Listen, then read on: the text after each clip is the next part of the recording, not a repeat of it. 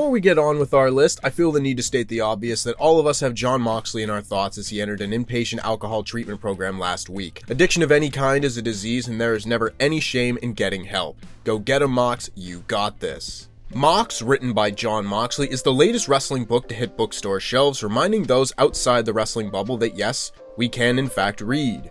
There have been plenty of great wrestling books over the years, and it brings me great joy to say this one does indeed measure up with the likes of Have a Nice Day, Hitman, and A Lion's Tale. I don't think I've ever read a wrestling book with more of the author's personality soaked into every page. Make no mistake, this book is Jon Moxley through every word. More a collection of short stories about his life than a point A to point B tale, Moxley will often stop to share bits of information only people like me will remember. But hey, if you're desperate to know that Moxley's favorite movie is Point Break, his favorite cereal is Sugar Bear, and his first CD was Master of Puppets, then this book has something for you too.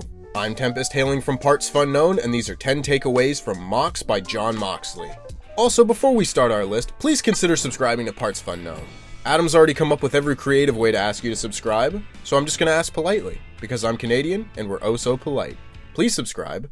Please subscribe. I said the magic word. You have to do it now. Number 10, Jon Moxley really likes sandwiches. Now this is my kind of book. Yes, don't worry yourself, the rest of this list will be about wrestlers and wrestling matches and the like, but I don't think I will walk away from reading this book with a bigger life lesson than the certified Jon Moxley guide to sandwich making present within these pages. The man included a bullet point list of components, do's and don'ts, and multiple diagrams for how to craft and eat your perfect sandwich. The man is a self-proclaimed sandwich connoisseur, and after looking over his work, who am I to argue otherwise? Hey Mox, I might just have a sandwich that'll tickle your fancy. Number 9, inspiration for his AEW character. It's no surprise that Jon Moxley wanted to distance himself from the Dean Ambrose character when he left WWE.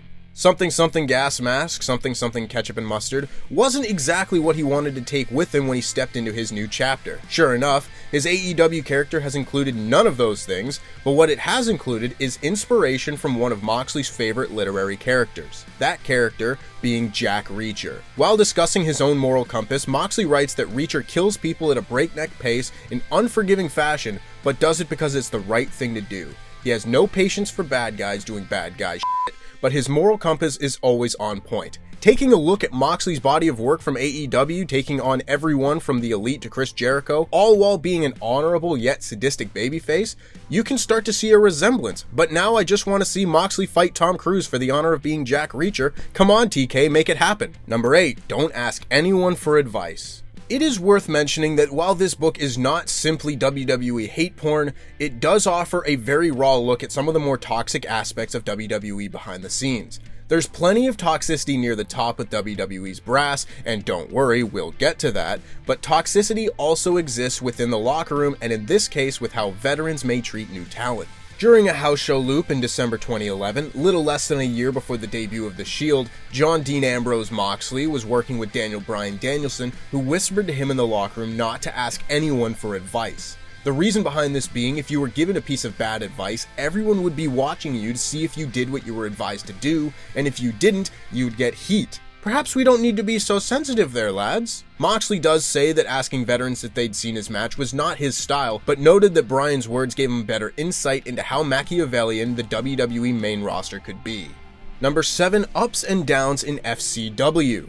If you ever looked at the presentation of NXT and thought, you know, there's just too much life in this building, well then let's wind back the clock and take a look at some FCW. My word, what a drab looking venue. Jon Moxley spent a significant amount of time in FCW after signing with WWE in 2011, a time he has said he both loved and hated. His first day, William Regal spotlighted him during a promo showcase, allowing Mox to flex his verbal muscles and make a good first impression on WWE's higher-ups in attendance. That's good. But Moxley also detailed how he hated Wednesday promo class because he refused to try. 2 reasons for this. The first was he did not want to mess about with a goofy character like the Beekeeper out of fear someone would actually see it and like it. And come to think of it, it does seem like something that would come out of NXT 2.0, but I digress. The second was he didn't want to cut any good promos for WWE creative folk to take and give to somebody else. That's bad. But overall, Moxley does say that he loved his time there, putting over his series with Seth Rollins for the Jack Briscoe 15 Championship, as well as his rivalry with William Regal, which he and Regal both say is some of the best work of either of their careers. That's good.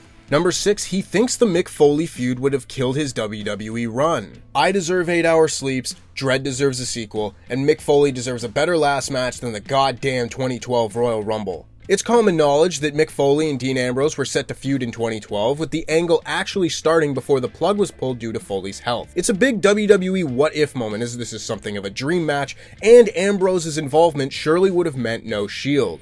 But Jon Moxley wrote that the feud would have killed his WWE run dead. Filled with edgy promo material at the time, Moxley knows that he would have reacted poorly to being given a script, had difficult to work with shaved into his hair, and pushed right out the door.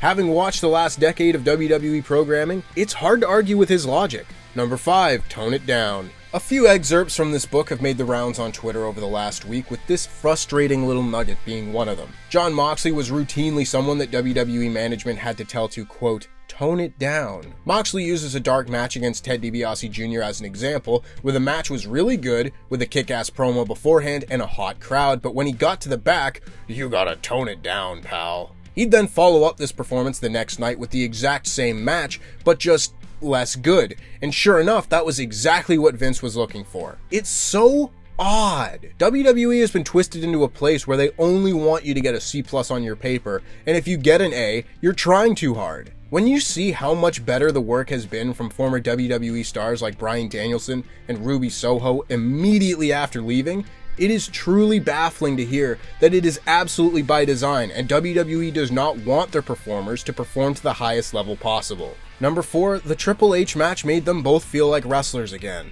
Jon Moxley's match with Triple H at WWE Roadblock is one of the best singles matches of either man's career, and I will die on that hill. Not because I was there, but because it is goddamn true. An old school wrestling match with two guys allowed to go to the ring with no plan and wrestle the old-fashioned way. Moxley waxes poetic about the match, as he should, it's bloody brilliant, but the real takeaway is the reaction of everyone else, as Triple H, the COO of the company, was described as having a look of pride on his face and a twinkle in his eye, having reconnected with the part of himself that just wanted to be a wrestler. Triple H may be more corporate machine than wrestling man now, but it is genuinely very heartwarming that the novelty of a truly great performance can still put a smile on that man's face after over 20 years in WWE. Also, Vince and Stephanie both loved it, but they're not wholesome, so I'm moving on. Number 3, people complained about the Shield being stiff. A famous tale is that CM Punk told the Shield ahead of their debut that guys might be instructed to make them look weak, so be stiff. Considering it was Ryback in the ring, maybe there were some ulterior motives behind that advice. The advice was confirmed and elaborated on by Moxley, who wrote that a number of WWE higher-ups gave the Shield their private blessing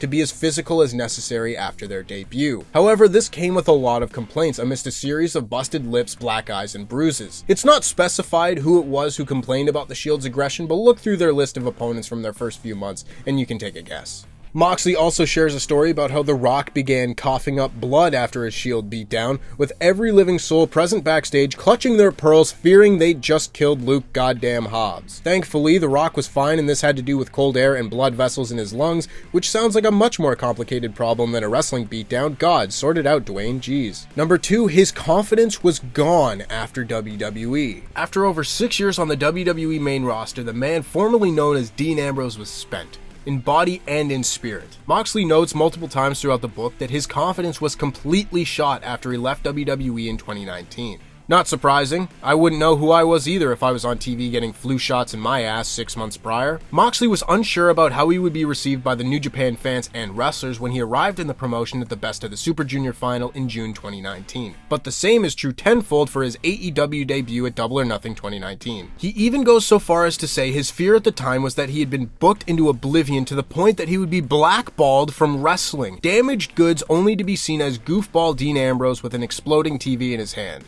During his first meeting with Tony Khan, Moxley admits to wanting to warn Khan not to sign him out of fear that he might ruin his company before it even got off the ground. Clearly none of this happened, with Moxley becoming a top star in New Japan and AEW on his first night in each promotion, but it goes to show just how damaging his time in WWE was for his psyche. Also, side note, the Uber driver who drove TK to Mox's house was a wrestling fan, paid $200 to stay quiet. He didn't spoil the surprise. What a good lad.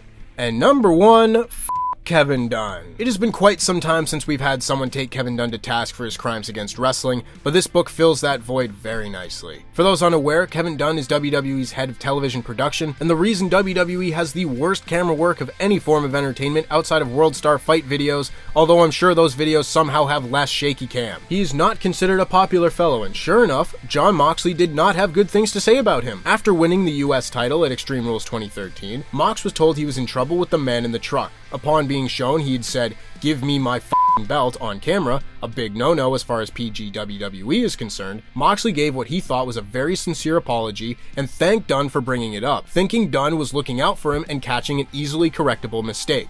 What a positive experience. An hour later, Michael Hayes told him he didn't give the right kind of apology, and oh, do I never want to work for this company for as long as I live. On one hand, this is incredibly childish and petty, but on the other, Moxley points out just how damaging it is for someone with so much power over people's careers to be acting in such a manner. He ends the chapter by saying, "I've heard all kinds of stories about that guy messing with people's careers, but this isn't that kind of book. Suffice to say, that dude is a bag." Maybe this is that kind of book. No. But for real, don't even get me started on, no, this is not that kind of book. Kevin Dunn. And if you ever needed a reminder that this is indeed written by Jon Moxley, that should be all the proof you need. And that's our list. Make sure you let us know what your favorite part of MOX is in the comments. Make sure to like and share this video around, and subscribe to Parts Fun Known for more fun wrestling content just like this. LIW for life.